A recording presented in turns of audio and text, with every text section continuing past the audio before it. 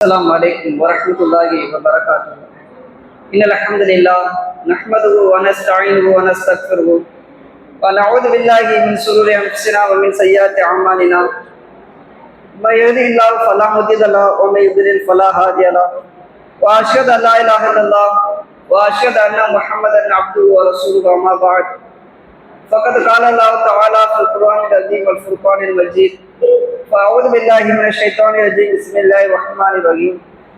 يا أيها الذين آمنوا اتقوا الله حق تقاته ولا تموتن إلا وأنتم مسلمون. يا أيها الذين آمنوا اتقوا ربكم الذي خلقكم من نفس واحدة وخلق منها زوجها وبث منهما رجالا كثيرا ونساء واتقوا الله الذي تساءلون به والأرحام إن الله كان عليكم رقيبا. قال النبي صلى الله عليه وسلم إن أصدق الحديث كتاب الله وأحسن الحديث حديث محمد صلى الله عليه وسلم وشر الأمور محدثاتها وكل محدثة بدعة وكل بدعة ضلالة وكل ضلالة في النار. வானங்களையும் பூமியையும் படைத்து பரிபாலிக்கக்கூடிய அல்லாஹ்விற்கே எல்லா புகழும். அந்த ஏக இறைவனின் சாந்தியும் சமாதானமும் சத்திய தூதகர் சன்மார்க்க போதகர் மாபெரும் மனிதன் முஹம்மது நபி ஸல்லல்லாஹு அலைஹி வஸல்லம் அவர்களின் மீதும் அவர்களது சொல் செயல் அங்கீகாரத்தை நெறி தவறாமல் பின்பற்றி வாழ்ந்து மரணித்த உத்தம சத்திய சகாபாக்கள் சகாபிய பெண்மணிகள் மீதும் உலகத்தில் வாழக்கூடிய முஸ்லிம்களான ஆண்கள் பெண்கள் அனைவர் மீதும் என்றென்றும் நின்று நிலவட்டுமா. கணியத்திற்குரிய எல்லாமல்ல அல்லாஹுவின் நல்லடியார்களே, நேற்றைய தினம் அஸ்மா பின்த் அபீ பக்கர் ரலியல்லாஹு அன்ஹா அவர்களுடைய வாழ்க்கை வரலாற்றில் அவர்கள் எந்த அளவிற்கு தியாகம் செய்தார்கள், மார்க்கத்திற்காக தன்னுடைய ஒரே இடுப்பு கச்சையை இரண்டாக கிழித்து நபியனையும் ஸல்லல்லாஹு அலைஹி வஸல்லம் அவர்களுக்காக உணவையும் பானத்தையும் கட்டி கொடுத்தார்கள். அதனால் தாத்து நகாத்தன் என்கின்ற சிறப்பு பட்ட பெயரை பெற்றார்கள். தன்னுடைய பாட்டனாருக்கு கவலை ஏற்படுத்தி விடக்கூடாது, தன்னுடைய தந்தையினுடைய பெயரை காப்பாற்ற வேண்டும் என்பதற்காக ஒரு அழகான நாடகத்தை அரங்கேற்றினார்கள் என்கின்ற சம்பவத்தை பார்த்தோம். அதே போன்று காபிர்களுடைய தலைவர்களுக்கு மத்தியிலே வீரமாக தைரியமாக நின்று நபியனையும் ஸல்லல்லாஹு அலைஹி வஸல்லம் அவர்கள் ஹிஜ்ரத் செய்து சென்றதை துணிச்சலாக மறைத்து வெளிப்படுத்தாமல் ரகசியத்தை பாதுகாத்தார்கள் என்கின்ற செய்தியை நம்ம நேற்றைய தினத்துல பார்த்தோம். அதைத் தொடர்ந்து இன்றைய தினம் நபியனை அஸ்மா பின்த் அபீ பக்கர் ரலியல்லாஹு அன்ஹு அவருடைய வாழ்க்கையில நடந்த சில சம்பவங்களை நம்ம பார்க்க இருக்கிறோம்.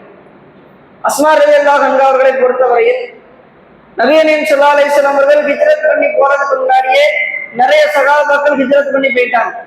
ஏன்னா நபியனையும் ஸல்லல்லாஹு அலைஹி வஸல்லம் அவர்கள் முதல்ல நபி தோழர்களுக்கு தான் அனுமதி கொடுத்தாங்க. நீங்க மக்கால இருக்க வேணாம், மதீனாவுக்கு கிளம்பி போயிருங்க. ஏன்னா மக்கா காபிர்களுடைய டார்ச்சர் அதிகரிக்குது. காபிர்கள் ரொம்ப தொல்லைகள் கொடுக்கிறாங்க. கடுமையான தொல்லைகளுக்கு சகாபாக்கள் ஆளாக்கப்படக்கூடிய சூழ்நிலையினால் அல்லாஹ்விடத்திலிருந்து அனுமதி வந்த உடனே நபியனையும் ஸல்லல்லாஹு அலைஹி வஸல்லம் அவர்கள் நபி தோழர்களை ஹிஜ்ரத் பண்ணி போக சொல்லிட்டாங்க. அதனால நிறைய நபி தோழர்கள் மக்கத்து காபிர்களுக்கு தெரியாமல் ரகசியமாக தனித்தனியாக சில பேருக்கு சில கூட்டங்களாக என்ன செய்யறாங்க, மக்காவில இருந்து கிளம்பி மதீனாவுக்கு போறாங்க. ஆனா உமர் இப்னு கத்தாப் ரலியல்லாஹு அன்ஹு அவர்கள் மட்டும்தான் தைரியமாக எல்லா காபிர்களுக்கும் முன்னாடி நான் ஹிஜ்ரத் பண்ணி போறேன், என்னை தடுக்க துணிவு இருந்தா என்னை தடுத்து பாருங்க என்கின்ற அளவிற்கு சவால் விட்டு விட்டு சென்றாங்க.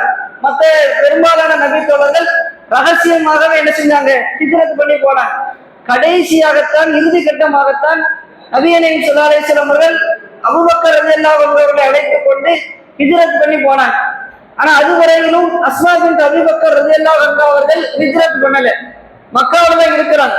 ஆனா மக்காவில இருந்து ஹிஜ்ரத் பண்ணி போறது மக்காவாசிகளை சேர்ந்த எல்லா முஸ்லிம்களுக்கும் கட்டாய கடமை. அந்த ரசூலுல்லாஹ் காலத்தில் அந்த நேரத்தில் அல்லாஹ் அது கட்டாய கடமையாக ஆக்கியிருந்தான். கட்டாயமாக ஹிஜ்ரத் பண்ணி போயிடணும். ஏன்னா மக்கா வாழ்வதற்கு தோதுவான ஒரு இடம் கிடையாது, வணங்குவதற்கு ஒரு தோதுவான இடம் கிடையாது. ஆனா மதீனா அப்படி கிடையாது. அங்க ஒரு இஸ்லாமிய ஆட்சி அமைய போகுது, முஸ்லிம்களுக்கு ஒரு அமைதியான நிலமாக மதீனா நிலம் இருக்குது. அதனால மதீனாவிற்கு கட்டாயமாக ஹிஜ்ரத் பண்ணி வந்துவிட வேண்டும் என்பதாக அல்லாஹ்வுடைய கட்டளை இருந்தது. அதனால எல்லா சகாபாக்களும் என்ன செஞ்சுட்டாங்க, யாரெல்லாம் தங்களால் ஹிஜ்ரத் செய்து செல்ல முடியுமோ எல்லாருமே ஹிஜ்ரத் செஞ்சு போயிட்டாங்க. ஆனா அஸ்மா ரலியல்லாஹு அன்ஹா மட்டும் என்ன செய்யல, ஹிஜ்ரத் பண்ணி போகல, அபூபக்கருடைய வீட்டுல இருந்தாங்க. ஏன் அவங்க ஹிஜ்ரத் செய்யவில்லை என்று சொன்னால் அந்த நேரத்தில் அஸ்மா பின்த் அபூ பக்கர் ரலியல்லாஹு அன்ஹு அவர்கள் கர்ப்பிணி பெண்ணாக இருந்தாங்க. வயிற்றுல கருவை சிசுவை சுமந்து கொண்டிருந்தாங்க. அதனால்தான் அவங்க ஹிஜ்ரத் செய்து செல்வதை தாமதப்படுத்தினாங்க. நபியனையும் ஸல்லல்லாஹு அலைஹி வஸல்லம் அவர்களும் அபூபக்கரையும் ஹிஜ்ரத் செய்து சென்று கிட்டத்தட்ட 10 இருந்து 20 நாட்களுக்குள்ளாக அதன் பிறகுதான் அஸ்மா என்ன செய்றாங்க, ஹிஜ்ரத் பண்ணி போறாங்க. அஸ்மா சொல்லும் பொழுது, நான் நிறை மாத கர்ப்பிணியாக ஆனதற்கு பிறகு மக்காவிலிருந்து மதீனாவிற்கு ஹிஜ்ரத் செய்து செல்ல நான் ஆரம்பித்தேன் என்று சொன்னாங்க. நிறை மாத கர்ப்பிணினா 9 மாசம் அடைந்து விட்டது என்று சொன்னால் நிறை மாத கர்ப்பிணின்னு சொல்லுவாங்க. 9 மாசத்துல இருந்து ஒரு 10 நாட்களுக்கு மேலாக குழந்தை பிறப்பதற்கு வாய்ப்பு உண்டு. 9 மாசம் ஆகிட்டாலும் நிறை மாதம் என்று சொல்லுவாங்க. அது ஒரு பாதுகாப்பான ஒரு நிலையை அடைந்தது. அதன் பிறகு எப்போ வேண்டுமானாலும் குழந்தை பெருக்கலாம் என்கின்ற ஒரு நிலை. அஸ்மா சொல்றாங்க, நான் நிறை மாத கர்ப்பிணி என்கின்ற நிலையை அடைந்ததற்கு பிறகு மக்காவிலிருந்து மதீனாவிற்கு ஹிஜ்ரத் செய்து செல்வதற்கு தயாராகி நான் ஹிஜ்ரத் பயணத்தை புறப்பட்டேன். இது அஸ்மா சொல்றாங்க. இது கவனிக்க வேண்டிய முக்கியமான விஷயம். ஏன்னா கர்ப்பிணி பெண் என்பது இந்த நம்முடைய காலத்தை எடுத்துக்கங்க. இங்க இருந்து திருநெல்வேலிக்கு போறதுக்கே நாட்டுத்தழு, கர்ப்பிணியாக இருந்து திருநெல்வேலிக்கு கொண்டு போறதுக்கே போதும் போதும் என்று ஆகி விடுகிறது. 9 மாசம் ஆயிடுச்சுன்னா அதுவும் நாம எப்படி போறோம், கார்ல சொகுசாக போறோம். இங்க 50 கிலோமீட்டர் 60 கிலோமீட்டர் இருக்கக்கூடிய தூரத்தை வெறும் 1.5 மணி நேரம் 2 மணி நேரத்துல சென்று நம்ம என்ன செஞ்சிடலாம், அடைஞ்சிடலாம். அது நடந்து போறது இல்லை, கார்ல போய் சொகுசா போய் இறங்குறோம். அப்படி போறதே நமக்கு பெரும்பாடாக இருக்குது. ஆனா நபியனையும் ஸல்லல்லாஹு அலைஹி வஸல்லம் காலத்தை எடுத்து பாருங்க. அந்த காலத்துல கார்லாம் கிடையாது, எந்த சொகுசு விமானங்கள் எதுவுமே கிடையாது. மக்காவிலிருந்து மதீனாவிற்கு இடையில் உள்ள தூரம் 1 கிலோமீட்டர் 2 கிலோமீட்டர் இல்ல, கிட்டத்தட்ட 450 கிலோமீட்டர். இவங்க பயணம் செஞ்சு போகக்கூடிய அந்த வழி இருக்குல்ல, 450 கிலோமீட்டர்களை கடந்து செல்ல வேண்டும். கர்ப்பிணியாக இருக்கிறாங்க, நடந்து போகணும், இல்லாட்ட ஒட்டகத்துல போகணும். மிக ஆபத்தான பயணம். வயிற்றுல சிசு இருக்குது, என்ன நேரத்தினாலும் அந்த பிரசவம் வந்து விடலாம். இந்த ஆபத்து மிகுந்த ஒரு பயணம். இருந்தாலும் அஸ்மா ரலியல்லாஹு அன்ஹா அவர்கள் எதையுமே பார்க்கல. தன்னுடைய வயிற்றுல குழந்தை இருக்கல, குழந்தையை பெற்றுக்கொள்வோம், வேற எதுவுமே சிந்திக்கல. அல்லாஹ்வின் மேல் பாரத்தை போட்டுக்கொண்டு அல்லாஹ் ஹிஜ்ரத் செய்வதை கடமையாக்கி இருக்கிறான். ரசூலா ஹிஜ்ரத் பண்ணி போயிட்டாங்க, ரொம்ப நாள் நம்ம காலம் தாழ்த்த கூடாது என்று சொல்லி ஹிஜ்ரத் பயணத்திற்காக தயாராகி போறாங்க. 450 கிலோமீட்டர்களை அவர்கள் கடந்து செல்கிறார்கள் என்று சொன்னால் அந்த துணிச்சல் இருக்குல்ல, சாதாரணமானவர்களுக்கு வராது. ஈமானிய உறுதி இருக்கக்கூடியவர்களுக்கு மட்டும்தான் இப்படிப்பட்ட துணிச்சல் வரும். நடந்து ஒட்டகத்தில் பயணம் செய்யக்கூடிய துணிச்சலை என்ன செஞ்சிருந்தாங்க, அஸ்மா ரலி பெற்றிருந்தாங்க. அஸ்மா ரலியல்லாஹு அன்ஹா அவர்கள் மக்காவிலிருந்து கிளம்பி மதீனாவுக்கு போறாங்க. அந்த 450 கிலோமீட்டர்களை கடந்து குபா என்கின்ற இடத்தில், மதீனாவின் ஆரம்ப இடத்தில் அங்க போய் என்ன செய்றாங்க, இறங்குறாங்க. ஏன்னா மதீனாவிற்கு ஹிஜ்ரத் பண்ணி போன எல்லா சகாபாக்களும் அங்கதான் என்ன செய்வாங்க, தங்குவாங்க. நபியனையும் ஸல்லல்லாஹு அலைஹி வஸல்லம் அவர்களே குபாவில் சில நாட்கள் தங்கியதற்கு பிறகுதான் மதீனாவுக்குள்ளே என்ன செஞ்சாங்க, உள்ள ஏரியாவுக்கே போனாங்க. அப்ப மக்காவை சேர்ந்த எல்லாருமே குபாவில தான் தங்கியிருந்தாங்க. ஆனா அஸ்மா என்ன செய்றாங்க, மக்காவில இருந்து கிளம்பி நேரம் என்ன செய்றாங்க, சில நாட்கள் பயணம் செய்து குபாவில வந்து சேர்றாங்க. இவங்க சேரக்கூடிய நேரத்தில் மதீனாவை சுற்றி மதீனாவில் உள்ள எல்லா முஸ்லிம்களிடத்திலும் யூதர்கள் ஒரு வதந்தியை கிளப்பி விட்டுருந்தாங்க. என்ன வதந்தி, நாங்க முஸ்லிம்களுக்கு சூனி வச்சுட்டோம். இன்னைக்கு வரை யூதர்களுடைய வேலையை அதுதான், வதந்திகளை கிளப்பி விட்டுக்கிட்டே இருக்கணும், பீதியை ஏற்படுத்திக்கிட்டே இருக்கணும். நாமளும் அதுக்கு பயந்துகிட்டே இருக்கிறோம். ரசூலுல்லாஹ் காலத்துல என்ன செய்யலாம், அவர் பீதியை கிளப்பி விடுதான். நாங்க முஸ்லிம்களுக்கு எல்லாருக்குமே என்ன செஞ்சிட்டோம், சூனியம் வச்சுட்டோம். என்ன சூனியம் வச்சுட்டோம், எந்த முஸ்லிம்களுக்குமே குழந்தை பிறக்காது. மக்காவில இருந்து இங்க ஹிஜ்ரத் பண்ணி வாருங்கல்ல, மக்காவில இருந்து யாரெல்லாம் ஹிஜ்ரத் பண்ணி வந்தீங்களோ உங்க யாருக்குமே என்ன செய்யாது, குழந்தை பாக்கியமே கிடைக்காது, குழந்தையே பிறக்காது. அதற்கு நாங்கள் சூனியம் வைத்து விட்டோம் என்கின்ற வதந்தியை பரப்பிவிடுதாங்க. இது மதீனா ஃபுல்லா காட்டு தீ போல பரவி சில இந்த சகாபாக்கள் வருத்தப்படுறாங்க. யூதர்கள் இப்படி வச்சுட்டேன்னு சொல்றாங்களே என்கின்ற ஒரு வருத்தம் என்ன செய்யுது, ஏற்படுது. ஆனா சகாபாக்களுக்கு நம்பிக்கை இருக்குது, அந்த சூனியத்தை எல்லாம் அல்லாஹ் என்ன செஞ்சிருவான், அழிச்சிருவான். சூனியம் ஒண்ணும் கிடையாது, அது ஏமாற்று வேலை, எல்லாமே அவங்களுக்கு தெரியுது. இருந்தாலும் யூதர்களுடைய முகத்துல கரிய பூசணும்ல, அவங்க கிளப்பி விட்ட வதந்தி பொய் என்று நிரூபிக்கணும்ல, அதுக்கு ஆர்வப்படுறாங்க. எப்படியாவது நிரூபிக்க வேண்டும் என்பதற்காக ஆசைப்படுறாங்க. அதுக்காக காத்துக்கிட்டே இருக்கிறாங்க. குழந்தை பிறக்காதா என்கின்ற ஏக்கத்தோடு இருக்கும் பொழுது அஸ்மா பின்த் அபூ பக்கர் ரலியல்லாஹு அன்ஹு அவர்கள் குபா என்கின்ற இடத்துல வந்து சேர்றாங்க. கர்ப்பிணியாக, நிறைமாத கர்ப்பிணியாக வந்து சேர்றாங்க. அவங்க சேர்ந்த உடனே இந்த காட்டு தீ போல பரவிய செய்தி அவங்களுக்கும் கேள்விப்படுது. அப்ப எல்லாருமே எதிர்பார்க்கிறாங்க, அஸ்மார் அலிக்கு குழந்தை பிறக்க வேண்டும் என்பதற்காக ஒட்டுமொத்த முஸ்லிம்களே என்ன செய்யறாங்க, எதிர்பார்த்துக்கிட்டு இருக்கிறாங்க. ஒரு மனிதனுக்கு குழந்தை பிறக்கிறது என்று சொன்னால் அந்த பெண்ணுடைய கணவர் எதிர்பார்ப்பாரு, சகோதர சகோதரிகள், தாய்கள், மாமியார், இந்த மாமனார், இவங்க தானே எதிர்பார்ப்பாங்க. ஆனா அஸ்மாருடைய குழந்தை பிறப்பை அவங்க எப்படிலாம் குழந்தை பெற்றெடுக்க போகிறார்கள் என்கின்ற செய்தியை ஒட்டுமொத்த மதீனாவில் இருக்கக்கூடிய மக்காவாசிகளை சேர்ந்த முஸ்லிம்கள் அத்தனை பேருமே எதிர்பார்த்துக்கிட்டே இருக்கிறாங்க, ஆவலோடு எதிர்பார்க்கிறாங்க. குபாவில் வந்து சேர்ந்த உடனே அஸ்மா ரலியல்லாஹு அன்ஹா அவர்களுக்கு பிரசவ வலி வருது. அது வரைக்கும் எல்லாம் பாதுகாக்கிறான். அது வரைக்கும் இடையில, ஏன்னா மேடு பலத்துல கடந்து வராங்கல்ல, அப்படி மேடு பலத்துல கடந்து வரும் பொழுதே பிரசவ வலி வந்துடும். அவ்வளவு ஏற்ற இறக்கத்துல பாலைவனத்துல அந்த மனவெளிகள்ல ஏற்றி இறக்கி வராங்க. ஏன்னா நிறைவேற கற்பனையாக பயணம் செய்யறாங்கல்ல, எந்நேரத்திலும் அவங்களுக்கு குழந்தை பிறந்திருக்கலாம். அல்ல என்ன செய்யறான், அவங்களுக்கு குழந்தை பிறக்க விடாம ஆக்கி அவங்க குபா வந்து சேர்ந்ததற்கு பிறகு அவர்களுக்கு பிரசவ வலியை ஏற்படுத்துகிறான். பிரசவ வலி வருது. முதல் குழந்தைக்கு எப்பவுமே என்ன செய்யும், கொஞ்சம் டைம் எடுக்கும், லேட்டா தான் என்ன செய்யும், பிறக்கும். கிட்டத்தட்ட 20 மணி நேரம் பிரசவ வலி வந்து கிட்டத்தட்ட 20 மணி நேரம் ஆகிடும். அப்ப அவங்களுடைய பிரசவ வலி வந்ததற்கு பிறகு எல்லா நபி தோழர்களும் எதிர்பார்த்துக்கிட்டே இருக்கிறாங்க, குழந்தை பிறந்திடணும். ஏன்னா இறந்து விட்டது என்று சொன்னால், அல்லது தாய் இறந்து விட்டார்கள் என்று சொன்னால் யூதர்கள் என்ன செஞ்சுருவாங்க, குதிக்க ஆரம்பிச்சிருவாங்க. நாங்க தான் சொன்னோம்ல, குழந்தை பிறக்காதுன்னு சொன்னோம்ல, சூனிய வச்சுட்டேன்னு சொன்னோம்ல என்று மாறுவற்றக்கூடியவர்களாக மாறிடுவாங்க. அது யூதர்களுடைய பழக்கம். அவங்களுடைய முகத்துல கரிய பூசணும், அவங்க செய்யக்கூடிய சூனியங்கிறது பொய்யினு நிரூபிக்கணும் என்பதற்காக எல்லா நபி தோழர்களும் எதிர்பார்த்துக்கிட்டே இருக்கிறாங்க. கடைசியில் அஸ்மா பின்த் அபீ பக்கர் ரலியல்லாஹு அன்ஹு அவர்கள் அல்லாஹ்வுடைய மாபெரும் கிருபையினால் ஒரு அழகான ஆண் குழந்தையை பெற்றெடுக்கிறாங்க.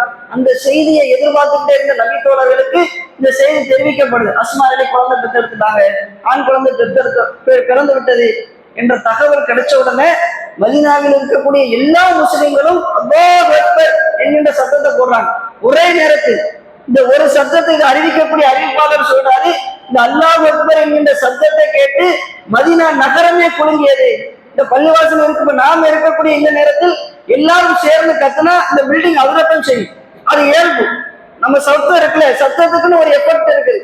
அப்ப அந்த நபித்தோழர் சொல்றாரு, அந்த அளவுக்கு சந்தோஷத்துல மகிழ்ச்சியில ஒட்டுமொத்த சகாபாக்களும் சேர்ந்து அல்லாஹ் அக்பர் என்று மகிழ்ச்சியில துள்ளி குதிக்கிறாங்க.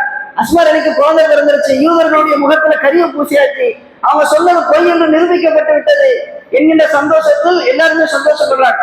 அப்ப அஸ்மா அலி இந்த செய்தியை அடிக்கடி சொல்லுவாங்க, இஸ்லாத்தில் பிறந்த முதல் குழந்தை என்னுடைய குழந்தை தான், அப்துல்லா தான் முதல் குழந்தையாக பிறந்தார் என்பதை பெருமையாக சொல்லுவாங்க. ஆயிஷா அலியும் பெருமையாக இந்த சம்பவத்தை அடிக்கடி சகாபாக்களுக்கு மத்தியில சொல்லிக்கிட்டே இருப்பாங்க. அந்த அளவுக்கு அல்லாஹ் அஸ்மா அலிக்கு சிறப்பை கொடுத்திருக்கிறான் என்று சொன்னால் அவங்க செஞ்ச தியாகம் தான். சும்மா உள்ள ஆடுக்கெல்லாம் கொடுக்க மாட்டோம்ல, இவ்வளவு முக்கியமான ஒரு சிறப்பு எல்லாம் கொடுக்கிறான் என்று சொன்னால் சும்மா இருக்கக்கூடிய ஒரு மனிதருக்கு எல்லாம் வழங்க மாட்டான். இஸ்லாத்திற்காக, மார்க்கத்திற்காக தியாகம் செய்யக்கூடிய, ஈமானிய உறுதி இருக்கக்கூடிய இப்படிப்பட்ட மனிதர்களுக்கு தான் அல்லாஹ் கொடுப்பான். இது அல்லாஹ் அஸ்மா ரலியல்லாஹு அன்ஹா அவர்களுக்கு செய்த மிகப்பெரும் ஒரு கண்ணியமாக அமைந்தது என்பதை இந்த சம்பவம் நமக்கு தெளிவான முறையில என்ன செய்து நிரூபித்து காட்டு. உன்னை குழந்தை பிறந்தோன்னு அஸ்மா ரலி என்ன செய்யறாங்க, என்னுடைய குழந்தையே வேற யார்ட்டையும் கொடுக்காதீங்க, நேரம் ரசூலுல்லாஹ் கொண்டு போய் கொடுங்க, வேற எந்த சாப்பாடும் முதல்ல கொடுத்துடாதீங்க, தாய்ப்பால் கூட முதல்ல கொடுக்கல, நேரம் நபி ஸல்லல்லாஹு அலைஹி வஸல்லம் கிட்ட கொடுங்க. ரசூலுல்லாஹ்வுடைய எச்சில் தான் என்னுடைய குழந்தையினுடைய வயிற்றில் செல்லக்கூடிய முதல் உணவாக இருக்க வேண்டும் என்று அஸ்மா ரலி சொல்றாங்க. உன்னை குழந்தையை கொண்டு போய் ரசூலுல்லாஹ்ட்ட கொடுக்குறாங்க. நபி ஸல்லல்லாஹு அலைஹி வஸல்லம் ஏன்னா ரசூலுல்லாஹ் அந்த யூதர்களுடைய முகத்தில் கரிய பூசுவதற்காக எதிர்பார்த்துக்கிட்டு இருந்தாங்க. எல்லாருமே சந்தோஷப்படுறாங்க. ரசூலுல்லாஹ் அந்த குழந்தைய சந்தோஷத்தோடு வாங்கி குழந்தையை பார்க்கிறாங்க. அவனுடைய எச்சில குழந்தையுடைய வாயில வைக்கிறாங்க. அதன் பிறகு ரசூலுல்லாஹ் கேட்கிறாங்க, பேரிச்சம்பழம் தாங்க. பேரிச்சம்பழத்தை மென்று குழந்தையினுடைய வாயில ஊட்டணும், அதுக்கு தகனிக்குன்னு சொல்லுவாங்க. பிறந்த குழந்தைக்கு இனிப்பை ஊட்டுவதற்கு தகனிக்கு என்று சொல்லுவாங்க. இது ரசூலுல்லாஹ் காட்டி தந்த ஒரு வழிமுறை. நபி ஸல்லல்லாஹு அலைஹி வஸல்லம் பேரிச்சம்பழம் கேட்கிறாங்க. அந்த நேரத்துல கையில பேரிச்சம்பழம் இல்லை, சகாபாக்கள் எல்லாம் அலைஞ்சுக்கு தெரிஞ்சு தேடுறாங்க. கடைசியில ஒரு பேரிச்சம்பழத்தை எடுத்துட்டு கொண்டு வந்து கொடுக்குறாங்க. நபி ஸல்லல்லாஹு அலைஹி வஸல்லம் அவர்கள் அந்த பேரிச்சம்பழத்தை வென்று சவைத்து அந்த பேரிச்சம்பழத்தினுடைய இனிப்பை எடுத்து அந்த குழந்தையுடைய வாயில் என்ன செய்யறாங்க, வைக்கிறாங்க. வைத்து விட்டு நபி ஸல்லல்லாஹு அலைஹி வஸல்லம் அவர்கள் அந்த குழந்தைக்கு அப்துல்லா என்கின்ற பெயரை சொல்றாங்க. தன்னுடைய தந்தை பெயர், ரசூலுல்லாஹ்வுடைய தந்தை பெயர் அப்துல்லா. இந்த பிறந்த முதல் குழந்தைக்கு நபி ஸல்லல்லாஹு அலைஹி வஸல்லம் அவர்கள் அப்துல்லா என்கின்ற பெயரை சொல்றாங்க. பிறந்த அன்னைக்கு நபி ஸல்லல்லாஹு அலைஹி வஸல்லம் என்ன செய்றாங்க, பெயரை சொல்றாங்க. இதுல இருந்து நமக்கு கிடைக்கக்கூடிய மார்க்க சட்டம் என்னவென்று சொன்னால், குழந்தை பிறந்த அன்னைக்கு கூட நம்ம என்ன செஞ்சுக்கலாம், பேர் வச்சுக்கலாம். ஆனா 7வது நாள் வைக்கிறது சிறப்பு. நபியனையும் ஸல்லல்லாஹு அவர்கள் குழந்தை பிறந்த 7வது நாளில் அக்கீகா கொடுங்க. ஆண் பிள்ளையாக இருந்தால் 2 ஆடு, பெண் பிள்ளையாக இருந்தால் 1 ஆடு அக்கீகா கொடுத்து அன்றைய தினத்தில் பெயர் வையுங்க என்று நபியனையும் ஸல்லல்லாஹு சொல்லியிருக்கிறாங்க. 7வது நாள்ல அக்கீகா கொடுத்து அன்னைக்கு பெயர் வைப்பது மிகச்சிறந்தது, நிறைய நன்மைகள். ஆனா முதல் நாளே பேர் வைக்க வேண்டும் என்று சொன்னாலும் முதல் நாள் என்ன செஞ்சுக்கலாம், பேர் வச்சுக்கலாம். ரசூலுல்லாஹ் அப்துல்லாவுக்கு முதல் நாள் என்ன செஞ்சாங்க, அஸ்மாவுடைய மகனுக்கு அப்துல்லா என்கின்ற பெயரை முதல் நாளே வச்சாங்க. மரியம் அலைஹிஸ்ஸலாம் அவர்கள் ஈசா நபியை பெற்றெடுத்தாங்கல்ல, ஈசா நபி பிறந்த அன்னைக்கு ஈசாவுக்கு ஈசா என்கின்ற பெயரை அல்லாஹ் என்ன செஞ்சான், சூட்டிட்டான். இப்படி முதல் நாள் சூட்டுவதற்கு என்ன செய்யுது, ஆதாரம் இருக்குது. அதற்கு இந்த சம்பவம் ஒரு ஆதாரமாக இருக்கு. தகனீக் என்கின்ற இனிப்பை ஊட்டுவதும் நபிவர்களுடைய வழிமுறை என்பதற்கு ஆதாரமாக இருக்கு. ஆனா பாங்கு வலது காதல பாங்கும் இடது காதல இக்காமத்தும் சொல்லணும் என்கின்ற பழக்கம் இன்னைக்கு சில முஸ்லிம்களிடத்துல இருக்கு. அதுக்கு ஆதாரம் கிடையாது. நபியனையும் ஸல்லல்லாஹு அவர்கள் பாங்கு இக்காமத்து சொல்ல வேண்டும் என்று இருக்கிறது என்று சொன்னால் அப்துல்லா என்கின்ற குழந்தைக்கு வலது காதல பாங்கும் இடது காதல இக்காமத்தும் சொல்லியிருப்பாங்க. ஆனா சொல்லலாம் என்ன செய்யல, ஆதாரம் இல்லை, அப்படி ரசூலுல்லாஹ் சொல்லல. அப்ப அதை நம்ம என்ன செய்யக்கூடாது, விதத்தான வழிமுறை என்கின்ற சட்டத்தையும் இந்த சமூகத்திலிருந்து நம்ம தெரிந்து கொள்ள வேண்டும். அடுத்ததாக அஸ்மா பின்த் அபீ பக்கர் ரலியல்லாஹு அன்ஹு அவருடைய வாழ்க்கை மதீனாவிற்கு வந்ததற்கு பிறகு அவங்களுடைய வாழ்க்கை, குடும்ப வாழ்க்கை எப்படி இருந்தது என்பதை பற்றி அஸ்மா ரலியே சொல்றாங்க. அஸ்மா ரலி சொல்றாங்க, என்னுடைய தந்தை அபூபக்கர் இருக்கிறாங்கல்ல, நான் மக்காவில் இருக்கும் பொழுது ஹிஜ்ரத் பண்ணி வர்றதுக்கு முன்னாடியே என்னை ஜுபைர் என்று சொல்லக்கூடிய ஒரு நபி தோழரோடு திருமணம் முடிச்சு வச்சுட்டாங்க. அஸ்மா ரலி சொல்றாங்க, எனக்கு ஜுபைர் என்பவரோடு என்னுடைய தந்தை திருமணம் முடிச்சு வச்சுட்டாங்க. ஜுபைர் என்பவர் ஒரு ஏழையாக இருந்தார். அஸ்மா ரலி சொல்றாங்க, அபூபக்கர் எப்படிப்பட்டவர், ஒரு வியாபாரி, மிக பெரும் ஒரு வியாபாரி, வியாபாரத்திலே நல்ல லாபம் சம்பாதிக்கக்கூடிய ஒரு மனிதர். அபூபக்கர் நினைத்திருந்தால் தன்னுடைய மூத்த மகள் அஸ்மா ரலியை, பாசத்திற்குரிய மகளை ஒரு பெரும் வியாபாரிக்கு, பணக்காரருக்கு திருமணம் முடிச்சு கொடுத்திருக்கலாம். ஆனா அபூபக்கர் என்ன செய்யல, பணத்தை பார்க்கல, ஈமானத்தை பார்த்தாங்க. யார் இடத்துல சிறந்த ஈமான் இருந்தது, ஜுபைர் அலிக்கு சிறந்த ஈமான் இருந்தது என்று சொல்லி ஜுபைர் அலிக்கு தன்னுடைய மகளை திருமணம் முடிச்சு கொடுக்கிறார். இந்த ஜுபைர் அலி என்பவர் சாதாரணமான ஒரு நபி தோழர் கிடையாது. அஷரத்துல் முபஷ்ஷரா என்று சொல்வாங்க. 10 சொர்க்கத்திற்கு நற்செய்தி சொல்லப்பட்ட 10 நபி தோழர்கள் ரசூலுல்லாஹ் ஒரே நேரத்தில் அபூபக்கர் ஃபில் ஜன்னா, உமர் ஃபில் ஜன்னா, உஸ்மான் ஃபில் ஜன்னா, அலி ஃபில் ஜன்னா, அபூ உபைதா ஃபில் ஜன்னா, ஜுபைர் இப்னு அவ்வாம் ஃபில் ஜன்னா, தல்ஹத் இப்னு உபைதுல்லாஹ் ஃபில் ஜன்னா, சஅத் இப்னு அபி வக்காஸ் ஃபில் ஜன்னா, சயீத் இப்னு ஸைத் ஃபில் ஜன்னா என்று சொல்லி, அப்துர் ரஹ்மான் இப்னு அவுஃப் ஃபில் ஜன்னா என்று சொல்லி 10 நபி தோழர்களுடைய பெயர்களை குறிப்பிட்டு இந்த 10 பேரும் சொர்க்கவாசி என்று நபியையும் ஸல்லல்லாஹு அலைஹி வஸல்லம் சொன்னாங்க. இந்த 10 நபி தோழர்கள் தான் சகாபாக்கள்ல டாப். இவங்க முதல் நிலை சகாபாக்கள். மற்ற எல்லா சகாபாக்களும் எந்த ஒரு விஷயமாக இருந்தாலும் முதல்ல இந்த நபி தோழர்களிடத்தில் தான் ஃபர்ஸ்ட் ஆலோசனை கேட்பாங்க. அந்த அளவுக்கு மிக முக்கியமான நபி தோழர்களாக இந்த 10 பேர் இருந்தாங்க. அந்த 10 பேர்ல ஒருத்தர் தான் இந்த ஜுபைர் ரலியல்லாஹு அன்ஹு. அப்படிப்பட்ட ஜுபைர் அலிக்கு தான் தன்னுடைய மகளை அபூபக்கர் ரலியல்லாஹு அன்ஹு திருமணம் முடிச்சு கொடுக்கிறாங்க. ஆனா ஜுபைர் அலி பணக்காரர் கிடையாது, அவருடைய பொருளாதாரம் கிடையாது, ஏழ்மையான மனிதராக இருக்கிறார். அபூபக்கர் ரலியல்லாஹு அன்ஹு அவர்கள் தன்னுடைய மகளை நினைச்சிருந்த பணக்காரருக்கு திருமணம் முடிச்சு கொடுத்திருக்கலாம். ஏன்னா அபூபக்கர் அலி ஒரு வியாபாரி, வியாபாரத்திலே கை தேர்ந்தவர்.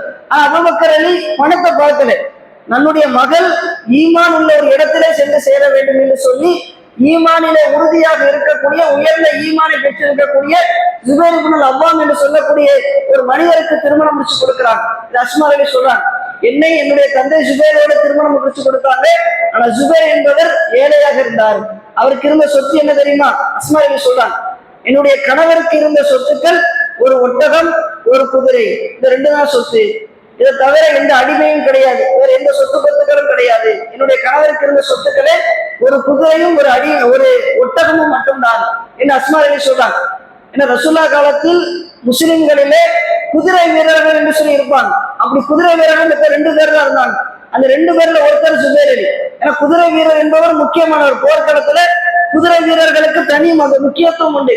போர் வெற்றி பெற்றால் போர் செல்வம் கிடைக்கும்ல, அந்த போர் செல்வத்தில் காலாட் படையை சேர்ந்தவர்களுக்கு 1 பங்கு கொடுத்தால் குதிரை படையை சேர்ந்தவர்களுக்கு 2 பங்கு ரசூலுல்லாஹ் கொடுப்பாங்க. அந்த அளவுக்கு குதிரைப்படை வீரர்கள் முக்கியமானவர்கள். ஆனா ரசூலுல்லாஹ் காலத்தில் முஸ்லிம்களாக 2 குதிரை வீரர்கள் தான், ஆரம்ப கட்டத்தில் 2 குதிரை வீரர்கள் தான் இருந்தாங்க. அதுல ஒருத்தர் தான் ஜுபைர் அலி. அந்த போர்க்களத்திற்காக அந்த குதிரையை அவங்க என்ன செஞ்சிருந்தாங்க, வச்சிருந்தாங்க. இன்னொன்னு ஒட்டகம் இருந்தது. இந்த 2 தான் என்னுடைய கணவருக்கு இருந்த ஒரே சொத்து. வேற எந்த சொத்துக்களும் என்ன செய்யாது, என்னுடைய கணவருக்கு கிடையாது. அதன் பிறகு ஒரு போரிலே ஜெயித்ததற்கு பிறகு ஒரு நிலத்தை நபியனையும் ஸல்லல்லாஹு அலைஹி வஸல்லம் அவர்கள் போர் செல்வமாக என்னுடைய கணவருக்கு ஒதுக்கி தந்தாங்க. ஒரு தோட்டம் இருந்தது. அந்த தோட்டம் என்னுடைய வீட்டிலிருந்து 3 கிலோமீட்டர் தொலைவில் இருக்கு. அஸ்மா ரலி சொல்றாங்க, மொத்தம் 3 சொத்துக்கள். ஒன்னு ஒட்டகம், இன்னொன்னு குதிரை, இன்னொன்னு தோட்டம். தோட்டம் எங்க இருக்குது? வீட்டுல இருந்து 3 கிலோமீட்டர் தள்ளி இருக்குது. இதை சொல்லிட்டு அஸ்மா ரலி சொல்றாங்க, இந்த குதிரை இருக்குல்ல, இந்த குதிரையை பராமரிக்கக்கூடிய பொறுப்பை நான் தான் செய்வேன். ஏன்னா என்னுடைய கணவர் ஒரு வியாபாரத்திற்காக அடிக்கடி வெளியூர் போயிடுவாரு. அடிக்கடி போர்க்களத்துல ஈடுபடுவதற்காக வெளியூர் போயிடுவாரு. பெரும்பாலும் வீட்டுல இருக்க மாட்டாரு. அதனால் குதிரையை பராமரிக்கக்கூடிய வேலையை நான் தான் பார்த்தேன். ஒரு பெண்ணாக குதிரையை பராமரிப்பது என்பது ரொம்ப கஷ்டமான வேலை. அஸ்மா ரலி சொல்றாங்க, குதிரைக்கு தேவையான பொருட்களை நான் தான் எடுத்து கொடுப்பேன்.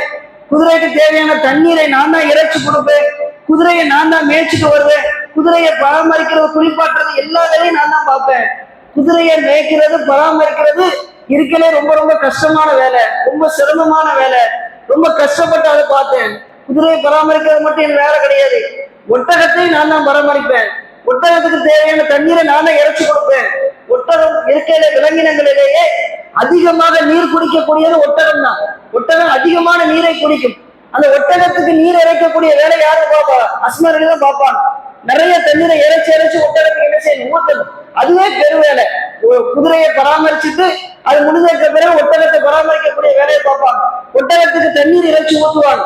ஒட்டகம் இருக்கிறதுக்கு தீவனத்திற்காக அஸ்மா ரலி சொல்றாங்க, பேரித்தம்பழத்தினுடைய கொட்டைகள் இருக்குல்ல, அந்த பேரித்தம்பழத்தினுடைய கொட்டைகள் எல்லாத்தையும் எடுத்து அதை நன்றாக நசுக்கி நைத்து பொடி பொடியாக ஆக்கி அதைத்தான் என்னுடைய ஒட்டகத்திற்கு நான் தீனியாக கொடுப்பேன்.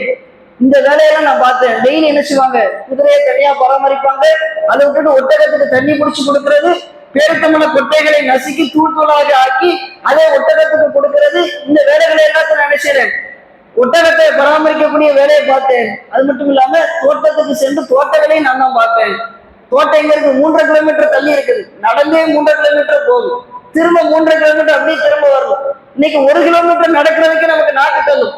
ஆனா அஸ்மா ரலி அல்லாஹு அவர்கள் 3 கிலோமீட்டர் நடந்து போயிட்டு திரும்ப 3 கிலோமீட்டர் என்ன செய்வாங்க? திரும்ப வருவாங்க. இந்த அளவுக்கு குடும்ப வேலைகளை சிரமமாக இருந்தாலும் அவங்க அதை என்ன செய்யறாங்க? ஏற்று பார்க்கிறாங்க.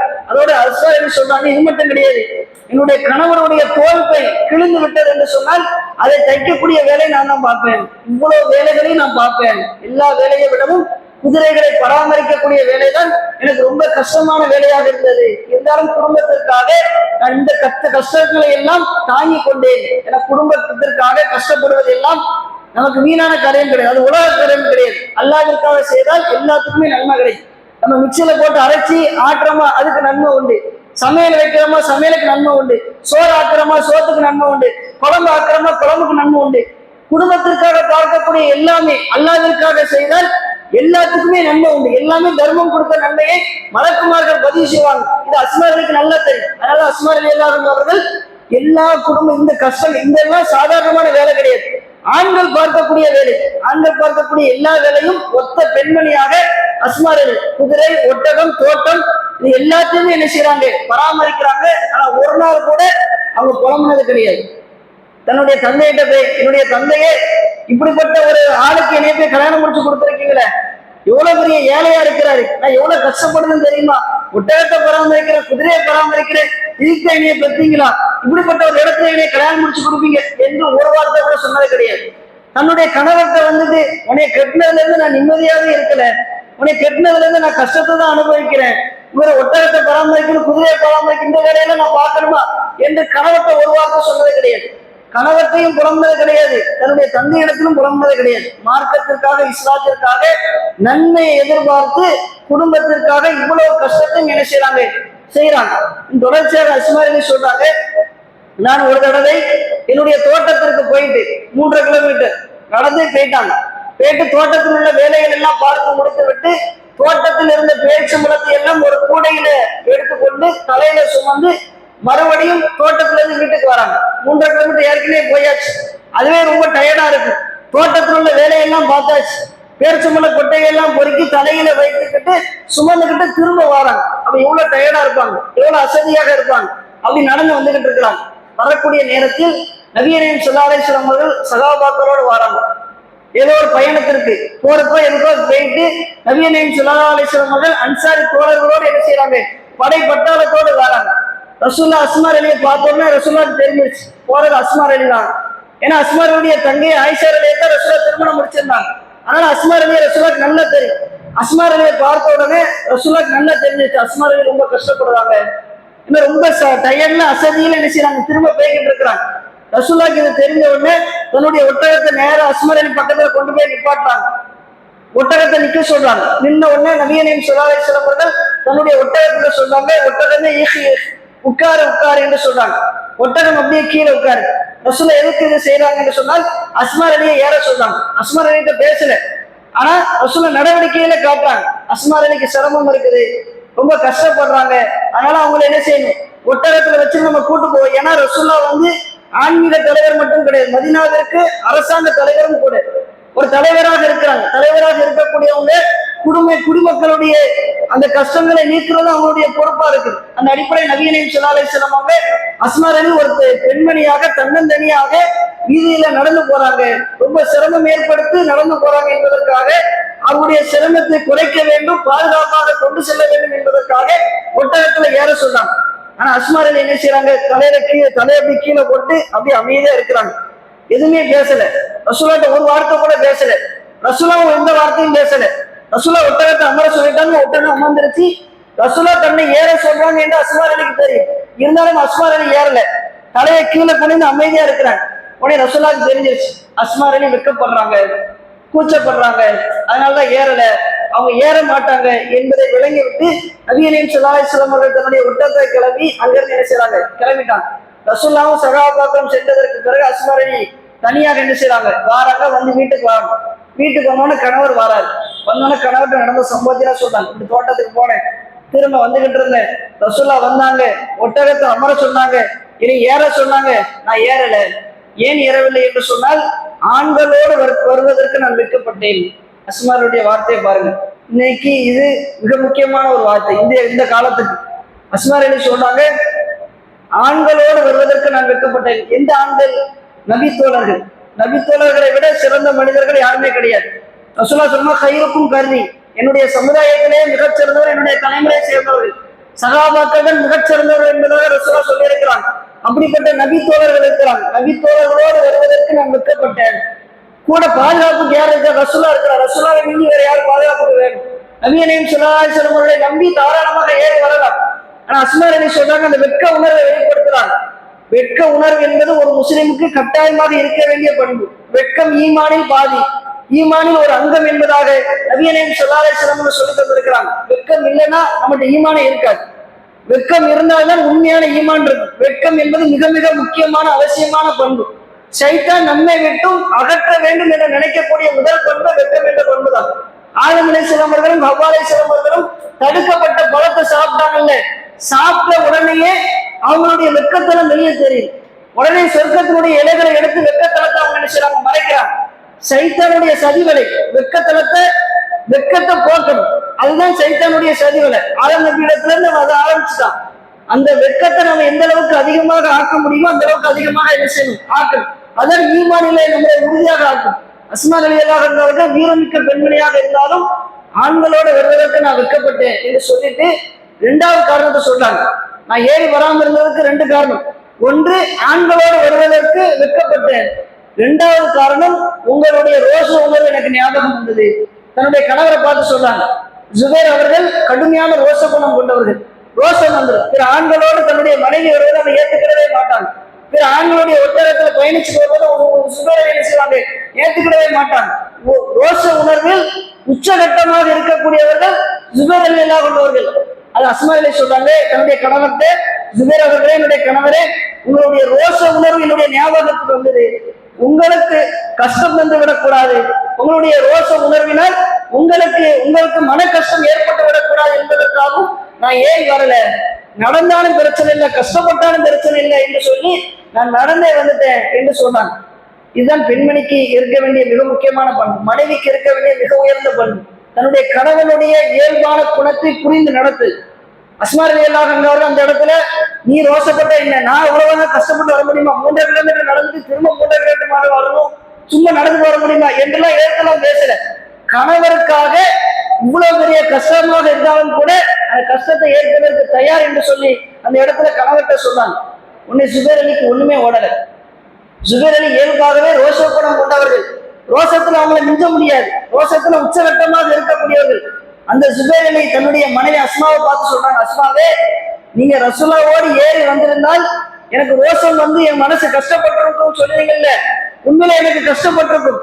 அப்படி எனக்கு கஷ்டம் வந்தால் அது எந்த அளவுக்கு எனக்கு கஷ்டத்தை தந்திருக்குமோ அதை விட அதிகமான கஷ்டம் நீங்க நடந்து வந்ததுனால எனக்கு ஏற்பட்டுச்சு. சுபைர் அலி சொல்றாங்க, நீங்க ஏறி வந்திருக்கலாம்ல, ஏன் என்னுடைய ரோஷ உணர்வை நீங்க பெருசா பாத்தீங்க? என்னுடைய ரோஷ உணர்வுக்காக என் மனசு கஷ்டப்பட வேண்டியதுக்காக நீங்க ஏன் நடந்து வந்தீங்க? ஏறி வந்திருக்கலாம்ல, நீங்க நடந்து வந்ததுதான் எனக்கு அதிகமான மன கஷ்டத்தை ஏற்படுத்தியது என்பதாக சுபைர் அலி அல்லாஹ் தன்னுடைய மனைவிடத்துல சொல்றாங்க. இதுதான் குடும்பம். மனைவி விட்டு கொடுத்து வாழ்ந்தால் நிச்சயமாக கணவனும் விட்டு கொடுப்பான். சுபைர் அலிக்கு ரோஷ குணம் என்பது உச்சகட்டமான குணம், அது அவங்களை விட்டு கொடுக்கவே முடியாது. அப்படிப்பட்ட சுபைர் அலி அல்லாஹ் வந்தவர்களே அஸ்மா கிட்ட என்ன செய்றாங்க, ஏன் ரோஷ குணத்தை தூர விடுங்க, இங்க ஏறி வந்திருக்கலாம்ல, ஏன் கஷ்டப்பட்டு நடந்து வந்தீங்க என்று கேட்கிறார்கள் என்று சொன்னால் அதுக்கு காரணம் அஸ்மா அலி தன்னுடைய கணவருக்காக விட்டு கொடுத்தாங்க. அதனால் கணவரும் விட்டு கொடுக்கக்கூடிய நிலைமைக்கு என்ன செஞ்சிட்டார், ஆளாயிட்டார். இதுதான் குடும்பத்தில் நடக்கக்கூடிய இயல்பான ஒரு குணம். மனைவியாக இருக்கக்கூடியவர்கள் விட்டு கொடுத்து நடந்தால் கணவன் நிச்சயமாக விட்டு கொடுத்து வாழ்வான். அந்த குடும்பம் மிகச்சிறந்த ஒரு குடும்பமாக இருக்கும் என்பதை அஸ்மா ரலியல்லாஹு அன்ஹாவுடைய இந்த வாழ்க்கை நமக்கு அழகான முறையில புரிய வைக்கிறது. குடும்ப வாழ்க்கை சம்பந்தமாக இன்னும் நிறைய தகவல்கள் அஸ்மா ரலி தொடர்பாக சில தகவல்கள் இருக்கிறது. வாய்ப்பு கிடைத்தால் பார்க்கலாம் என்று சொல்லிக்கொண்டு என்னுடைய இந்த உரையை முடிவு செய்கிறேன்.